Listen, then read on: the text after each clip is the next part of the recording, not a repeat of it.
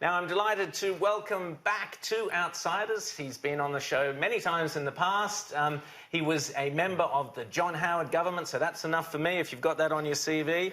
He lives in Japan now. His father, of course, was the famous golfer Peter Thomson. Welcome back to Outsiders, Andrew Thomson. How are you, Andrew? Good morning, Rowan, and good morning, James. Rita Sobbeher Alatun Chiture.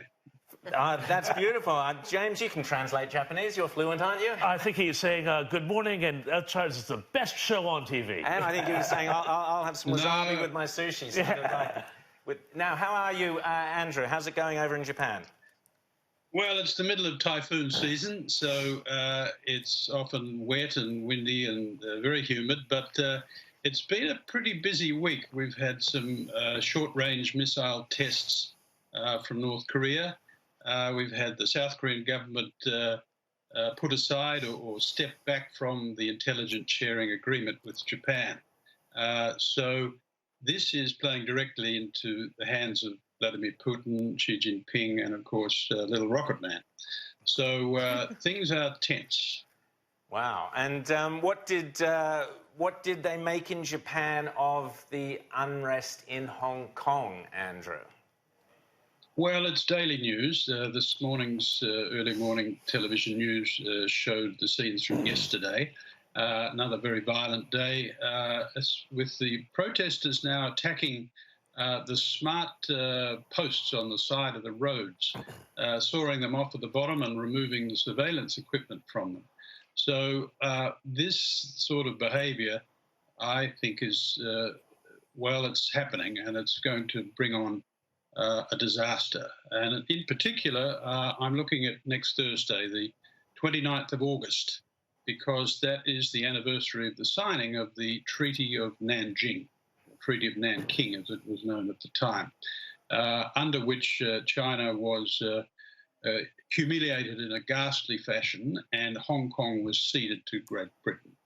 Now, that's a very symbolic date for people in China, and especially for the Communist Party. A lot of people are talking about the 1st of October being the 70th anniversary of the founding of the People's Republic, but for me, it was the Treaty of Nanjing that started a series of awful humiliations under the Qing dynasty. And despite the communist propaganda, these historical things are still felt in China, not so much among the Cantonese, but certainly in the mid and the north of the country. So look to Thursday. Are you predicting that China's going to step in and be heavy-handed and there could be bloodshed? Well, this is a rebellion on the periphery of the Celestial Kingdom. And the emperor, sitting there in Beijing, as he and his predecessors always have, he looks to history. I mean, as the great Ross Cameron taught us, speaking through his favourite Roman emperor, look back over the past with its changing empires that rose and fell, and you can foresee the future too. That's what Marcus Aurelius said. And Xi Jinping, like a lot of other communist leaders, is a great student of history, and he looks at what happened to Gorbachev and the Soviet Union, the rebellion in Poland and so forth. And he said many times this is not going to happen in China. So I can't see any alternative to the People's Republic through its armed forces, particularly the People's Armed Militia, which is now gathered there in Shenzhen, stepping in very soon. Now, you mentioned the Celestial Kingdom and what history teaches us. Also, the Ming Dynasty in 1368. Tell us your thoughts on that and the relevance of that. Well, there are many examples from Chinese history one could take, but Emperor Hongwu was a very interesting character. He founded the Ming Dynasty. He defeated the Mongols of the Yuan Dynasty, and he set about organising the Chinese state in its modern form.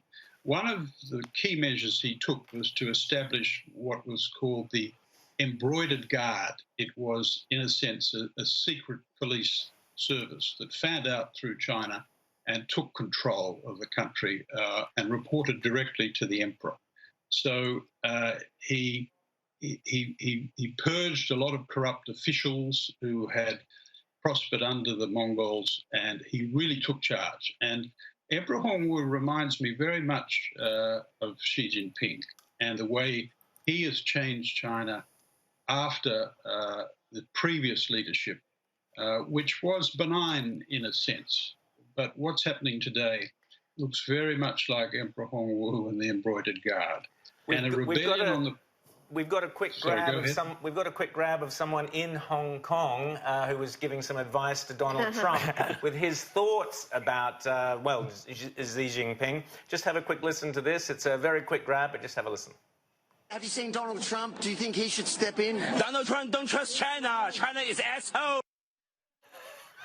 So there you go. That's a Hong Kong colloquialism, meaning not a very nice entity, China. So clearly, there's a lot of frustration there within Hong Kong itself. But how do the Japanese react to all this? Do they see the threat of China as getting stronger? Do they see it as not really their business? How are they approaching it? Well, of course, there's a territorial dispute with China over the Senkaku Islands. And what's really worrying people the most right now is what's happening on the Korean Peninsula, because that, in a sense, is a proxy for the approach of the coming clash with Beijing, or the clash between the United States and China. The short-range missiles that Kim's been testing in recent days, weeks, are anything but something to be disregarded. They're very dangerous because they're designed to attack, overwhelm and conquer South Korea, and of course to attack the American military facilities here in Japan. Now, I see President Trump has downplayed these launches, and that's not a bad thing in the sense that you don't want to alarm people too much. But far from Kim testing some toys, these are short-range missiles that can carry chemical weapons in 300-millimeter diameter warheads, and they're designed to attack Seoul and the northern part of South Korea. Some of them, if launched from perhaps further south, can hit the American bases at Sasebo, Iwakuni. And so they're designed to disable the defences of the enemy. So that's what's got Japan very worried. China is just generally a big worry. So I mean, with North Korea, as you say, a proxy essentially for the Chinese regime, with this analogy to the Ming Dynasty and Hongwu, they were not, as I understand it, as expansionist as the current Chinese state is right now. What I'm wondering about is, what is their game then in not just trying to consolidate control within mainland China, but actually expand throughout the Pacific? I mean, we see North Korea, but we also see, activities in Laos, PNG, all over the place. And do you think that this is leading to an inevitable hot, kinetic military conflict with the United States? Well, what did Ross Cameron tell us via Marcus Aurelius? Look and ask, what is it you see?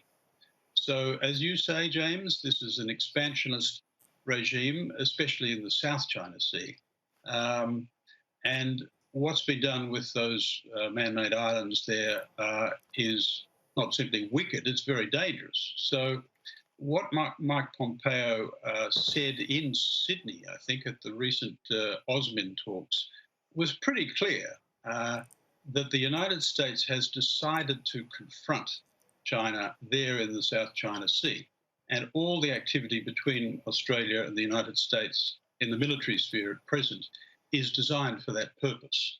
And I think Pompeo's words were largely were not regarded with the weight that they should have been.